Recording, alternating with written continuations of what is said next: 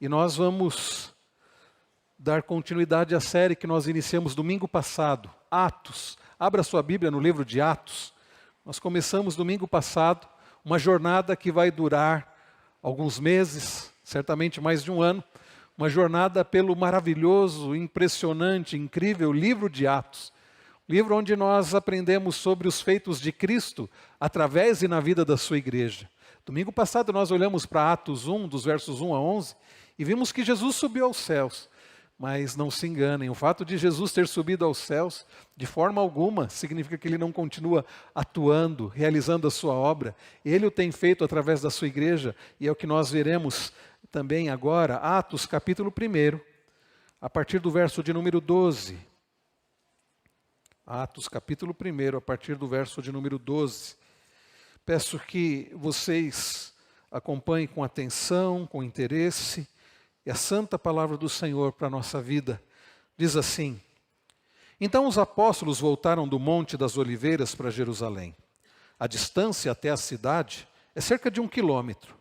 Quando entraram na cidade, subiram para o cenáculo onde se reuniam Pedro, João, Tiago, André, Filipe, Tomé, Bartolomeu, Mateus, Tiago, filho de Alfeu, Simão o Zelote e Judas, filho de Tiago. Todos estes perseveravam unânimes em oração com as mulheres, com Maria, mãe de Jesus, e com os irmãos dele. Naqueles dias, Pedro se levantou no meio dos irmãos, que formavam um grupo de mais ou menos 120 pessoas, e disse: Irmãos, era necessário que se cumprisse a Escritura que o Espírito Santo predisse pela boca de Davi a respeito de Judas, que foi o guia daqueles que prenderam Jesus. Ele era um dos nossos e teve parte neste ministério. Ora, este homem adquiriu um campo com o preço da iniquidade, e caindo de cabeça, rompeu-se pelo meio, e todos os seus intestinos se derramaram. Isto chegou ao conhecimento de todos os moradores de Jerusalém, de maneira que em sua própria língua esse campo era chamado Aceldama, isto é, campo de sangue. E Pedro continuou: Porque está escrito no livro dos Salmos: Fique deserta a sua morada, e não haja quem nela habite. E quando outro tome o seu encargo. Portanto, é necessário que dos homens que nos acompanharam todo o tempo em que o Senhor Jesus andou entre nós, começando no batismo de João até o dia em que foi tirado do nosso meio e levado às alturas, um destes se torne testemunha conosco da sua ressurreição. Então propuseram 2, José, chamado Barsabás, também conhecido como Justo, e Matias. E orando disseram: Tu, Senhor, que conheces o coração de todos, revela-nos qual dos 2 escolheste, para preencher a vaga neste ministério e apostolado, do qual Judas se desviou, indo para o seu próprio lugar. Depois fizeram um sorteio, e a sorte caiu sobre Matias, e foi acrescentado ao grupo dos 11 apóstolos. Vamos orar mais uma vez. Senhor, como já foi pedido ainda há pouco, que o Senhor fale ao nosso coração, através da sua santa, da tua preciosa palavra. Nós pedimos estas bênçãos, pedindo também em favor das crianças, que o Senhor também fale ao coração delas. E que todos, ó Deus, cresçamos à semelhança do teu amado Filho Jesus, através das tuas santas Escrituras. Abençoa a tua igreja. Nós pedimos em nome de Jesus. Amém. Uma das coisas mais desafiadoras para nós, irmãos, é esperar, não é verdade? Não sei se você tem que esperar muito. Alguns acabam por ter que ir a bancos, a consultórios, a consultas, tendo que esperar. É um grande desafio. Hoje, com o celular, parece que isso facilita um pouco, porque enquanto você espera, às vezes eu olho em salas de espera e estão todos ali, né? Alguns jogando, outros vendo as notícias, outros trabalhando. Mas esperar é um grande desafio, esperar de fato não é fácil. Mas na vida nós temos que esperar. O que fazer enquanto esperamos? Hoje pela manhã, na aula da escola dominical, da classe conjunta, nós tratamos sobre a segunda vinda de Cristo. Nós olhamos nas Escrituras e vimos que Jesus vai voltar. A palavra do Senhor nos ensina que Jesus vai voltar. Mas nós não sabemos quando. A Bíblia diz que somente o Pai sabe quando Jesus vai voltar. Uma coisa é certa, Ele voltará. O que fazer enquanto Jesus não volta? Ao final da aula, se você estava aqui, se você não assistiu, você pode assistir, está lá no canal da igreja do YouTube. Ao final da aula, nós consideramos sobre algumas atitudes em relação à espera da volta de Cristo. Falamos sobre algumas atitudes erradas. Há, por exemplo, quem esteja agindo com indiferença, como se Jesus não fosse voltar. Há aqueles que, como nos dias de Noé, vivem como se a arca um dia não fosse fechar a sua porta. Há aqueles que não acreditam que Jesus vai voltar. Há aqueles que, para os quais tanto faz se Jesus vai voltar ou não. Nós não podemos, meus irmãos, aguardar o cumprimento da promessa, porque a vinda de Jesus tem a ver com a consumação da nossa salvação, tem a ver com o fim do mal, tem a ver, meus irmãos, com o fato de que nós seremos restaurados à imagem de Cristo e reinaremos com Ele. Nós não podemos esperar a vinda de Cristo de qualquer forma. Nós não podemos esperar a vinda de Cristo com indiferença. Nós vimos também que há aqueles que esperam com ansiedade. Não a expectativa correta, mas uma ansiedade que leva a pessoa a um nervosismo e a ficar apenas pensando nisso e não viver a vida cristã como deveria viver. Então, meus irmãos, nós passamos a considerar sobre como devemos esperar o cumprimento das promessas do Senhor, a segunda vinda de Cristo. E falamos que devemos esperar com expectativa correta, esperar de fato com a expectativa, com alegria e esperança que Jesus vai voltar. Esperar, meus irmãos, com firmeza, esperar com dedicação, esperar, meus irmãos, a volta de Cristo sem esmorecer, esperar com ânimo. E quando nós olhamos aqui para o texto que acabamos de ler, nós aprendemos como aqueles nossos irmãos do passado, há cerca de 2000 anos atrás, aqueles nossos irmãos da igreja primitiva, do início da igreja cristã, como eles aguardaram a promessa do Senhor. Hoje, meus irmãos, nós aprenderemos que devemos esperar em Deus, orando em comunhão com os irmãos, em confiança e submissão à sua palavra. Eu vou repetir, o resumo da mensagem desta noite é que devemos esperar pelo cumprimento da promessa de Deus, em comunhão, orando em comunhão com os irmãos, com confiança e submissão, obediência à palavra do Senhor. E nós aprenderemos isso em 3 partes. A primeira delas é: devemos esperar em Deus pelo cumprimento da sua promessa, orando em comunhão com os irmãos. Olhe comigo novamente os versos 12 em diante. Então os apóstolos voltaram do Monte das Oliveiras para Jerusalém. A distância até a cidade é de cerca de 1 quilômetro. Quando entraram na cidade, subiram para o cenáculo, onde se reuniam Pedro, João, Tiago, André, Filipe, Tomé, Bartolomeu, Mateus, Tiago, filho de Alfeu, Simão, Zelote e Judas, filho de Tiago. Todos estes, prestem atenção, perseveravam unânimes em oração, com as mulheres, com Maria, mãe de Jesus, e com os irmãos dele. Irmãos queridos, no domingo passado nós começamos a olhar para este maravilhoso livro, Atos, escrito por Lucas. Lucas, que escreveu o Evangelho de Jesus, ele escreveu o Evangelho conforme aquilo que ele tinha visto e aprendido de Cristo, e escreveu também em Atos. Alguns acreditam que a ideia era ser um livro só, mas Lucas resolveu fazer em 2 partes, o Evangelho e Atos. E Lucas começou, nós vimos na semana passada, revelando como Jesus, depois de ter passado com os seus durante um tempo, como Jesus subiu aos céus. Mas Lucas registra que antes de Jesus ascender aos céus, Jesus disse assim, que eles receberiam poder ao descer sobre eles o Espírito Santo, está lá no versículo 8, e que eles seriam testemunhas de Jesus, onde eles estavam, nas circunvizinhanças e em toda a Samaria até os confins da terra. Tanto em Jerusalém como Judéia e Samaria até os confins da terra. Jesus fala para os seus que eles testemunhariam dele. Mas Jesus diz algo mais. Não saiam de Jerusalém. Aguardem em Jerusalém para que vocês recebam o cumprimento da promessa, que era a descida do Espírito Santo, aquela capacitação, aquele poder do Senhor para que eles testemunhassem. Irmãos, quando nós olhamos a partir do verso de número 12, nós vemos que eles obedeceram a Jesus. Diz o texto que os apóstolos voltaram do Monte das Oliveiras e foram para onde? para Jerusalém, exatamente como o Senhor Jesus havia ordenado a eles.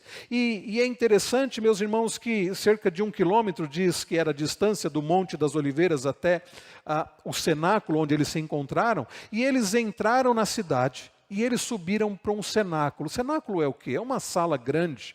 Em geral, o cenáculo, eles construíam uma casa e faziam um salão maior, em geral na parte de cima, para que tivesse um pouco maior de tranquilidade. Era uma sala grande. Alguns até questionam se, pensam que é provável que esse cenáculo fosse justamente onde ele se reuniu com os seus quando ele entrou em Jerusalém e ele instituiu a Páscoa. É possível, a ceia do Senhor, é possível que fosse o mesmo local, não sabemos. Mas fato é, meus irmãos, que depois de Jesus subir aos céus e de dizer para eles que eles receberiam poder ao descer sobre eles o Espírito Santo e de dizer que e de ordenar para que eles permanecessem em Jerusalém, os apóstolos se reúnem naquele grande salão. E naquele salão, meus irmãos, diz-nos o texto ainda, no verso de número 13, que estavam ali os 11. Se você contar aí, você vai ver que são 11. Os 11 apóstolos, está faltando um. Quem é que está faltando? Judas, que havia traído a Jesus e havia tirado a sua própria vida. E então eles estão ali e eles precisavam precisavam separar alguém para substituir a Judas. E como nós acabamos de ler, eles vão fazer isso. Mas antes, percebam que diz o verso 14. Todos estes perseveravam unânimes. Todos esses estavam juntos. Os apóstolos estavam juntos em Jerusalém, naquela sala grande. E eles perseveravam juntos, unânimes em oração.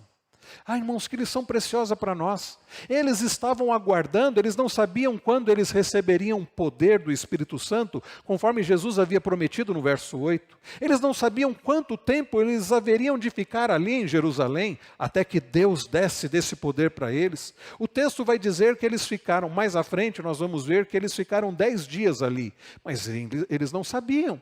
E se demorasse 30 dias, e se demorassem 3 meses, 6 meses, 1 ano, eles não tinham ideia de quanto tempo demoraria. E nós, queridos, não temos ideia de quanto tempo vai demorar o cumprimento da promessa de Deus para nós, no que diz respeito à volta de Jesus, no que diz respeito ao cumprimento completo da sua promessa, da sua obra, no que diz respeito ao fato de que nós seremos transformados em glória. Nós não sabemos quanto tempo vai demorar, mas o que nos chama a atenção, que enquanto aqueles nossos irmãos, os apóstolos, os 11, aguardavam, eles estavam unânimes, perseverando em oração. A primeira lição, então, que nós aprendemos é essa. Enquanto esperamos, devemos orar.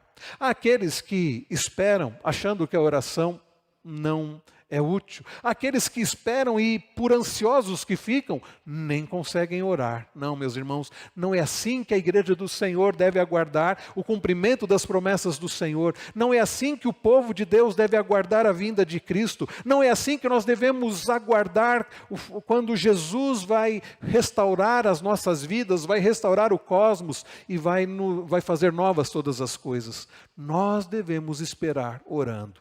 Vivemos dias difíceis e pela manhã, ao considerar sobre o Salmo de número 2, nós falamos que parece que o mundo está desgovernado. Afinal de contas, as pessoas se rebelaram contra Deus. E afinal de contas, nós vemos tantas maldades, nós vemos tanta maldade, nós vemos tanta injustiça, nós vemos tanta violência, nós vemos tantas coisas estranhas, erradas e absurdas nos nossos dias. Isso não é apenas nos nossos dias, isso vem desde a queda, mas o fato, meus irmãos, é que esse mundo não está desgovernado. E quando nós perdemos de vista que o Senhor reina, que o Senhor tem controle sobre tudo, e que Ele tem um propósito, e o propósito final é a nossa redenção, e a nossa salvação, e a nossa glorificação, nós, se não entendermos isso, nós vamos ficar ansiosos, como muitos estão nesses dias, e só conseguem olhar o fato de que estamos nesse mundo, estamos num país cheio de coisas injustas, e muitos estão conseguindo enxergar apenas o governo humano, deixando de enxergar que quem reina sobre o universo não é o atual presidente do Brasil e não era o anterior, graças a Deus, porque não é nenhum dos dois. Quem reina no universo é o Senhor Jesus, que é perfeito. Porque os líderes humanos são imperfeitos. Todos eles são imperfeitos. Fato é, meus irmãos, que nós não podemos perder de vista que o Senhor reina. E ao não perder de vista que o Senhor continua no controle, nós devemos aguardar o cumprimento da promessa orando. O povo de Deus deve aguardar orando. Aliás, se não fizermos isso, sem dúvida alguma seremos tomados pela ansiedade. É por isso que Paulo, escrevendo aos Filipenses, capítulo 4, ele diz: não fiquem ansiosos. Antes, coloquem tudo diante do Senhor, apresentem tudo a Ele em oração, em súplica, com ações de graças. E Paulo complementa dizendo lá em Filipenses 4 que a paz de Deus, ela guardará o nosso coração e a nossa mente em Cristo Jesus. A paz de Deus que excede todo entendimento. Como é que você está aguardando o cumprimento das promessas do Senhor? Como é que você tem aguardado a vinda de Cristo, a volta de Cristo? Ansioso, preocupado, angustiado. Sabe o que está faltando na sua vida?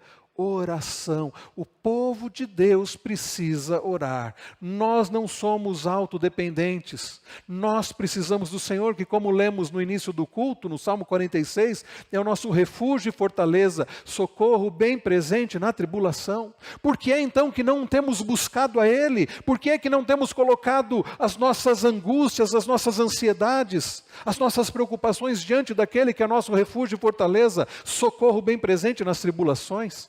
Porque é, meus irmãos, que não temos buscado aquele que está conosco nas horas das tribulações?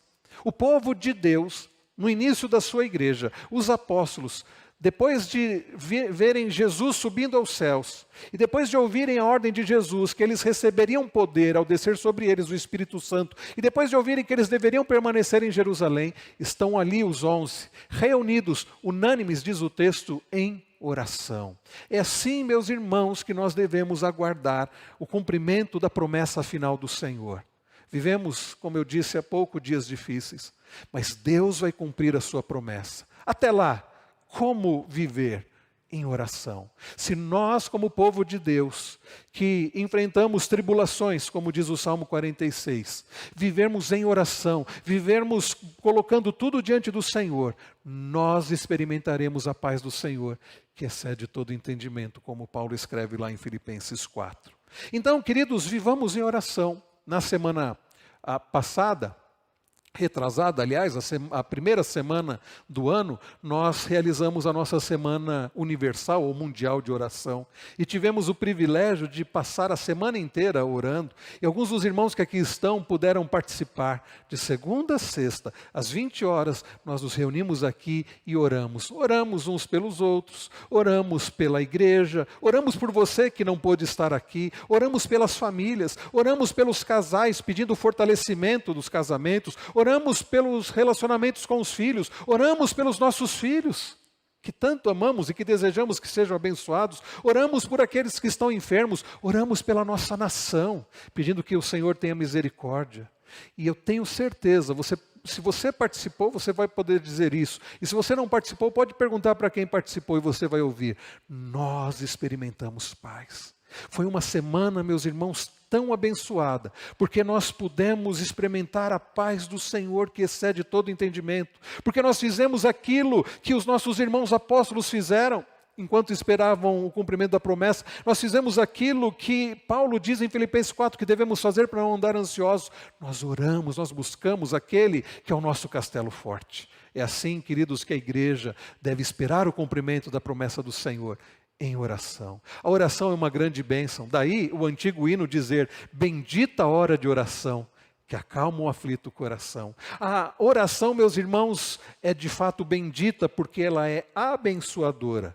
Mas se vocês prestaram atenção no texto, os apóstolos não estavam sozinhos. Olhe comigo novamente o texto e vejam o que diz a partir do verso de número 14.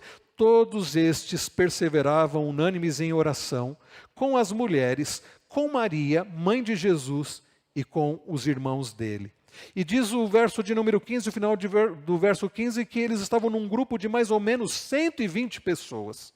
Olha que interessante, os apóstolos viram Jesus subir aos céus, eles haviam recebido a promessa de que eles iriam receber o poder através do Espírito Santo, eles ouviram a ordem de permanecer em Jerusalém, eles estão naquela grande sala, naquele cenáculo, mas eles não estão sozinhos, eles estão unidos entre eles, Não é digno de nota isso? Não foi cada apóstolo para sua casa, não foi cada apóstolo para sua região. Eles perseveravam unânimes orando, mas eles não estavam sozinhos. Junto aos 11, diz-nos o texto que haviam mulheres ali. Provavelmente a Marta e Maria estavam lá, que eram tão amigas de Jesus e tinham sofrido tanto ao ver a crucificação, mas também haviam se alegrado com a ressurreição do Senhor. Provavelmente, meus irmãos, estava Maria de Betânia, provavelmente, meus irmãos, outras mulheres que acompanharam o ministério de Jesus. Aliás, a Bíblia diz que foram muitas mulheres que auxiliaram, inclusive no sustento da obra do Senhor Jesus, para que ele pudesse pregar a sua palavra. Muitas mulheres financiaram ali, muitas mulheres ajudaram financeiramente no ministério de Cristo. Certamente aquelas mulheres estavam reunidas com os apóstolos. Diz mais o texto que juntamente com os apóstolos, além das mulheres, estava ali também Maria, mãe de Jesus. Aquela, meus irmãos, que Deus havia dado a bênção de trazer ao mundo, né, o Filho de Deus, aquela que havia sido um instrumento humano para que Jesus se fizesse carne. Maria, que viu o seu filho sendo crucificado e ouviu de Jesus as palavras em relação a ela, e provavelmente o discípulo amado João: este é o teu filho. Queridos, estava ali Maria, que havia se alegrado com a ressurreição do Senhor e que havia enxergado que Jesus não era apenas o filho dela, mas Jesus era o Rei dos reis e o Senhor dos senhores. E Maria, que não é de forma alguma uma intercessora ou alguém que esteja acima de nós, mas uma bem-aventurada, ela era uma serva do Senhor Jesus. E após Jesus subir aos céus, estava lá Maria com os apóstolos em oração. Aquela que também servia ao Senhor dos senhores e Rei dos reis. E diz o texto que além das mulheres e além de Maria, mãe de Jesus, estavam os irmãos dele. Jesus teve irmãos. É fato que quando Maria se achou-se grávida, foi por obra do Espírito Santo, e Jesus foi concebido de uma virgem. Mas a Bíblia não diz que Maria permaneceu naquele estado de virgindade. Após o nascimento de Jesus, diz-nos as Escrituras que ela teve uma vida normal com seu marido, com José, e eles tiveram outros filhos. E então Maria não permaneceu. Essa doutrina católica apostólica romana da Maria como a Imaculada, né, virgem, não tem amparo bíblico. Ela era virgem e Jesus nasceu de uma virgem, mas após o nascimento de Jesus, ela teve uma vida normal e coabitou com seu marido, e eles tiveram outros filhos, irmãos de Jesus, que no início não reconheceram Jesus como Messias, que no início negaram a Jesus, mas que depois, quando, muito provavelmente após a ressurreição de Cristo, eles enxergaram que de fato Cristo era o Messias, o prometido, o próprio Deus, e os irmãos de Jesus passaram também a servi-lo como Senhor e Salvador. Então estava aquele grupo e cerca de 120 pessoas, como nós vimos no versículo seguinte. Irmão, sabe o que isso nos mostra? Que o povo de Deus, ao aguardar o cumprimento da promessa, ao aguardar a vinda de Cristo, que não sabemos quando se dará, deve permanecer em oração e também em comunhão. Esta, meus irmãos, é a lição que nós aprendemos. Devemos esperar em comunhão e em oração. Comunhão e oração, isso é tão importante. Nós não podemos negligenciar a bênção da comunhão. Há muitos que acham que a comunhão é dispensável. E depois então da pandemia, alguns nem voltaram para a igreja. Eu sei que alguns têm dificuldade de locomoção, é compreensível, e é bênção termos a transmissão para aqueles que não podem estar presencialmente. Mas se nós podemos estar juntos como povo de Deus, seja no culto da manhã, seja no culto da noite, nós não podemos negligenciar, porque é bênção do Senhor. A comunhão dos filhos de Deus, ou como é dito, a comunhão dos santos, dos separados por Deus, é um meio de graça. Irmãos, que fortalecedor, que animador é estarmos juntos com o povo do Senhor. Uma vida solitária é uma vida fadada ao medo, à frustração, à ansiedade. Nós não fomos chamados para vivermos em isolamento. É por isso que Jesus Cristo instituiu a sua igreja. É por isso que Jesus Cristo nos instituiu como membros do seu corpo e membros uns dos outros. É por isso que nas Escrituras nós lemos, tanto no Antigo como no Novo Testamento, sobre a bênção de estarmos juntos, a bênção de estarmos em comunhão. Não é só o Salmo 133 que fala sobre quão bom e agradável é viverem os irmãos, unidos os irmãos. No Novo Testamento nós temos inúmeras passagens, inclusive aqui em Atos, que nos mostram a bênção que é, de como igreja que é, como povo do Senhor, estarmos unidos. É fortalecedor. Nós lemos, por exemplo, nas cartas paulinas, o apóstolo Paulo falando sobre levarmos as cargas uns dos outros, sobre confessarmos nossos pecados uns aos outros, ou seja, compartilharmos das nossas lutas e dificuldades. Nós lemos Paulo falando sobre orarmos uns pelos outros, aconselharmos uns aos outros, perdoarmos uns aos outros, instruirmos uns aos outros. Como isso é feito? Não é cada um na sua casa, mas é juntos como povo do Senhor. Nós lemos o autor aos Hebreus dizendo que não devemos deixar de congregar. Queridos irmãos, é abençoador para nós, como povo de Deus, como servos de Cristo, vivermos unidos em comunhão. E aqui está, queridos, os apóstolos, junto com as mulheres, juntos com Maria, mãe de Jesus, juntos com os irmãos de Jesus, um grupo que começou com 12 e já contava com 120 pessoas, unidos, perseverando, unânimes em oração, em comunhão, cuidando uns dos outros, animando uns aos outros. Ah, irmãos, conquanto a igreja seja imperfeita, ainda é uma grande bênção para as nossas vidas. Eu me lembro da história de alguém que, isso tem muitos anos, eu ouvi essa história, eu acho que narrada pelo Robert Charles Sproul, de um homem que dizia assim: eu não preciso da igreja, eu posso servir a Deus na minha casa. Bom, você pode servir e deve servir a Deus também na sua casa. Ele disse: na minha casa eu posso orar, eu posso buscar a Deus, e é verdade. Ele disse: e eu não preciso ir à igreja para ouvir a palavra do Senhor. Era uma época que não havia ainda internet, era a época do rádio. Ele disse: eu posso ouvir as pregações pelo rádio. Sabe o que aconteceu? A esposa daquele homem faleceu. E depois alguém perguntou para ele: onde estava o pastor lá do rádio? Foi te visitar, foi te dar suporte, foi te ajudar, foi caminhar com você, foi te confortar? Ele disse: não, o pastor do rádio não fez isso. Irmãos queridos, Jesus instituiu a sua igreja, o seu corpo, como membros uns dos outros, porque conquanto a igreja seja imperfeita, tendo um cabeça perfeito que é Cristo, a igreja é uma grande bênção para nós. É no meio da comunhão do povo de Deus que nós somos confortados, consolados, animados, por vezes até corrigidos. Isso é bênção para nós. Na hora a gente não gosta muito quando o irmão nos chama a atenção, mas é para o nosso bem. É no meio do povo de Deus que somos animados, que somos por vezes até carregados, que somos, meus irmãos, instruídos. Como é abençoadora a comunhão do povo de Deus. Irmãos queridos, nós aprendemos a olhar para esse texto, que enquanto esperamos o cumprimento das promessas do Senhor, devemos esperar unânimes em oração e em comunhão. Mas em segundo lugar, irmãos queridos, devemos esperar em Deus pelo cumprimento da sua promessa, confiantes na palavra do Senhor. Nós não somente devemos esperar o cumprimento das promessas do Senhor, o retorno de Cristo, em oração e em comunhão, mas devemos esperar com confiança na palavra do Senhor. Olhe comigo a partir do verso de número 15, diz-nos assim: naqueles dias Pedro se levantou no meio dos irmãos, que formavam um grupo de mais ou menos 120 pessoas, e disse: irmãos, era necessário que se cumprisse a Escritura que o Espírito Santo predisse pela boca de Davi a respeito de Judas, que foi o guia daqueles que prenderam Jesus. Percebam, queridos, Deus havia tratado com o coração de Pedro. Pedro, que outrora havia se acovardado, havia negado a Jesus 3 vezes, havia ficado com medo de ser preso.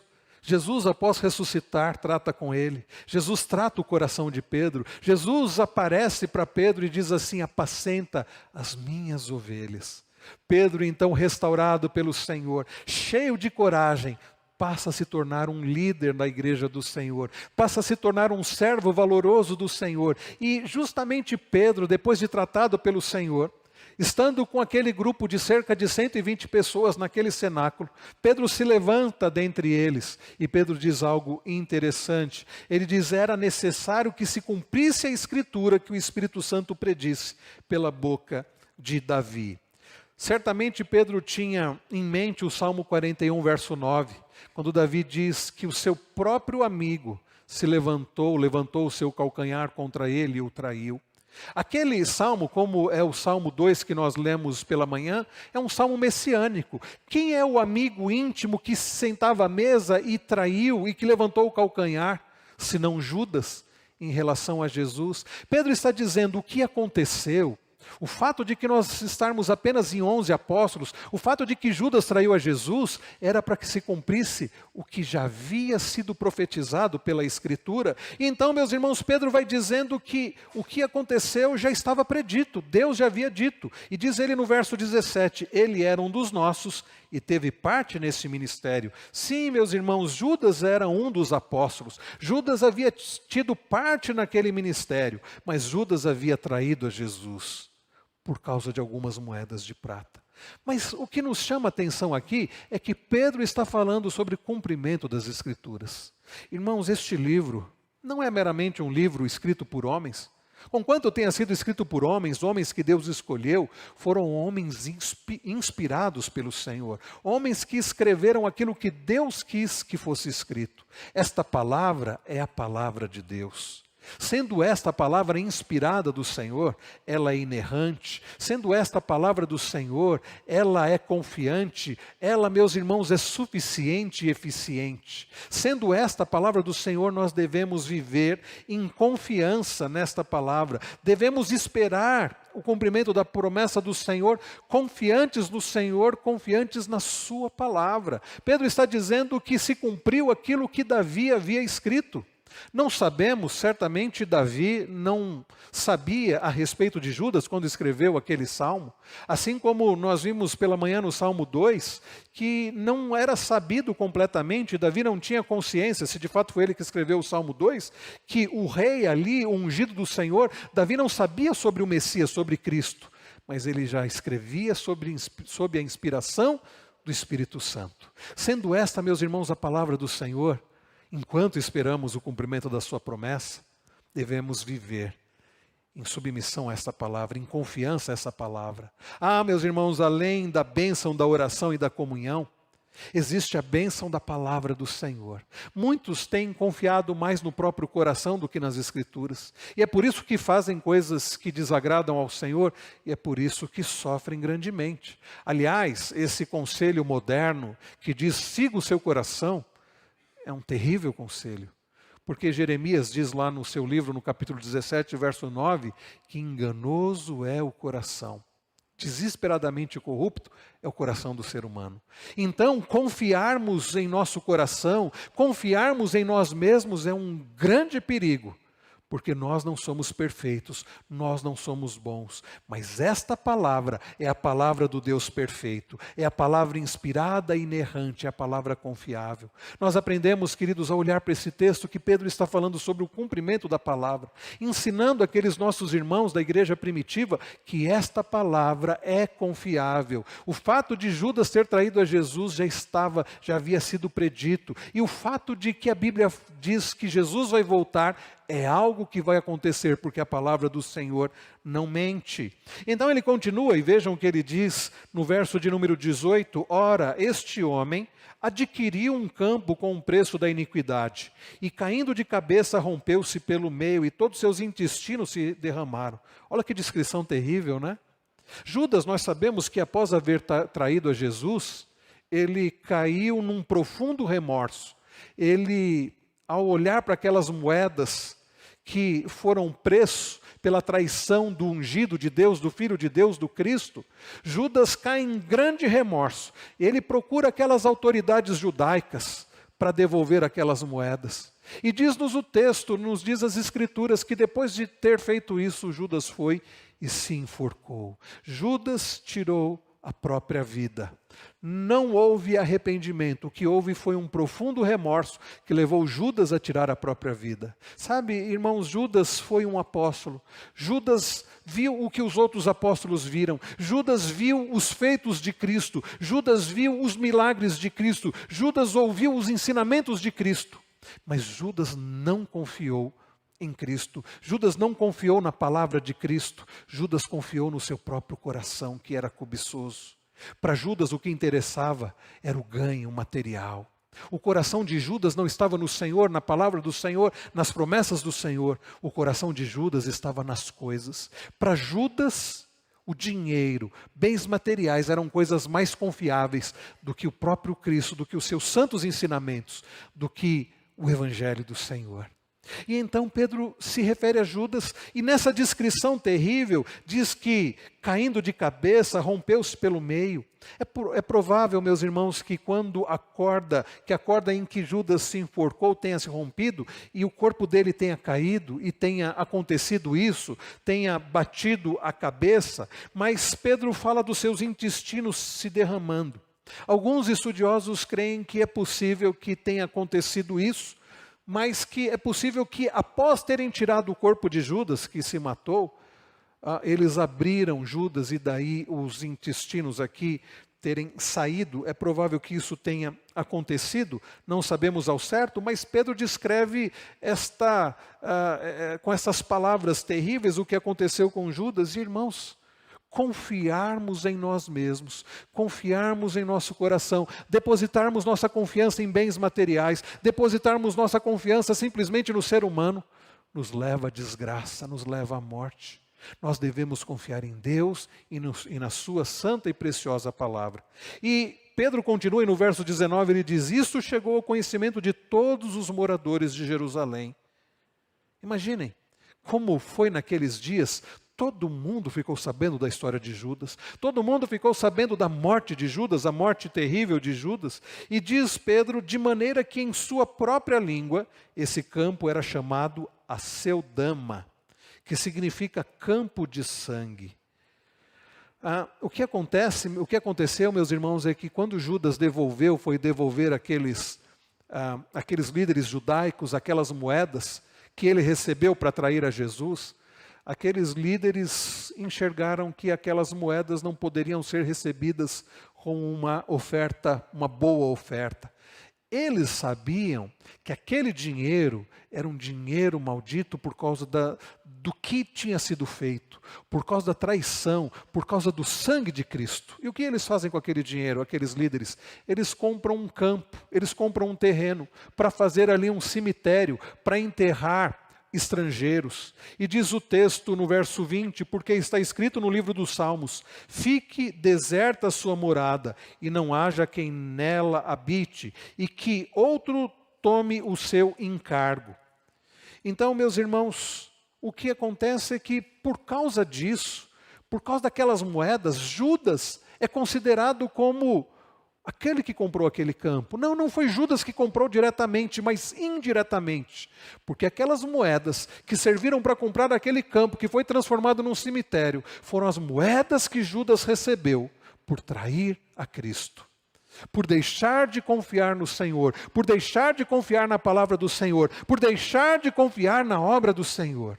Irmãos, nós aprendemos que enquanto esperamos o cumprimento da promessa do Senhor, nós não podemos viver com indiferença. Nós não podemos viver com indisciplina, com desobediência. Nós devemos viver em oração.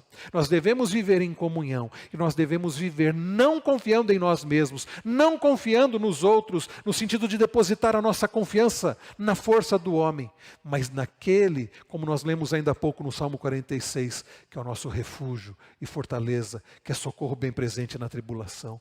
Naquele que é o nosso castelo forte, na sua palavra, que é inspirada, que é suficiente, que é eficiente. E então Pedro diz: portanto, é necessário que dos homens que nos acompanharam todo o tempo em que o Senhor Jesus andou entre nós, começando no batismo de João, até o dia em que foi tirado do nosso meio e levado às alturas, um destes se torne testemunha conosco da sua ressurreição. Um desses se torne testemunha conosco da sua ressurreição. Um deles deveria ser escolhido para substituir Judas. Eles estavam em 11.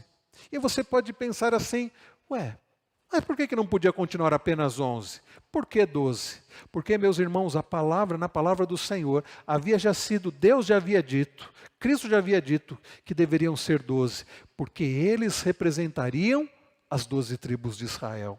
O que mostra, meus irmãos, que a igreja é a continuação do povo de Deus. A igreja é o Israel de Deus hoje. E o que nos chama a atenção também é que eles obedeceram essa ordem. Então, a terceira e última lição para nós aqui, queridos, é que devemos esperar em Deus, ou no cumprimento das promessas do Senhor, não apenas em oração, não apenas em comunhão, não apenas em confiança na palavra do Senhor, mas também nos submetendo à palavra do Senhor. Em outras palavras, devemos esperar obedecendo à palavra do Senhor. Olhem comigo a partir do verso de número 23. Então propuseram dois nomes ali. José, chamado Barsabás, também conhecido como Justo, e Matias.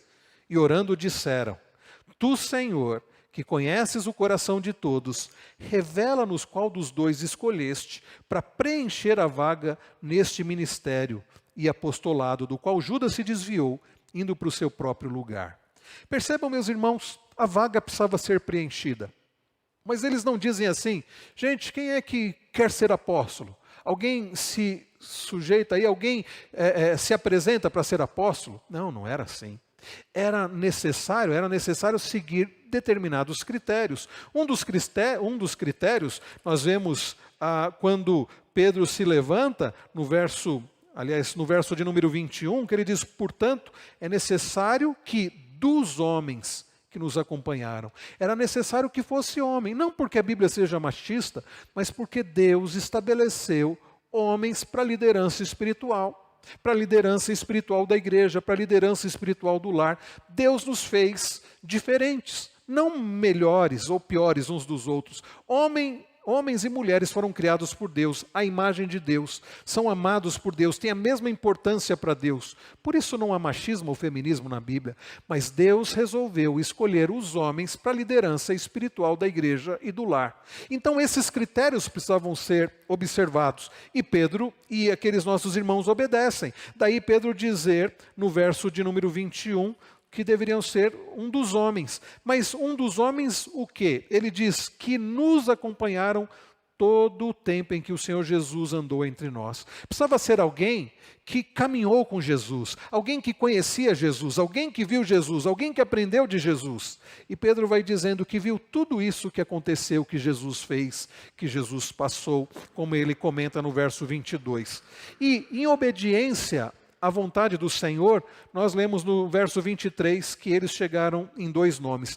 Dois nomes cumpriam aqueles requisitos. José, chamado Barsabás, conhecido também como Justo, e Matias. José e Matias, qual dos dois deveria ocupar o lugar de Judas? E aí nós percebemos que eles fazem algo curioso. Eles colocam diante de Deus e dizem assim: Senhor, qual é a vontade do Senhor? O que é que o Senhor quer? Nós não queremos errar aqui na escolha. Nós queremos que o Senhor nos mostre a sua vontade.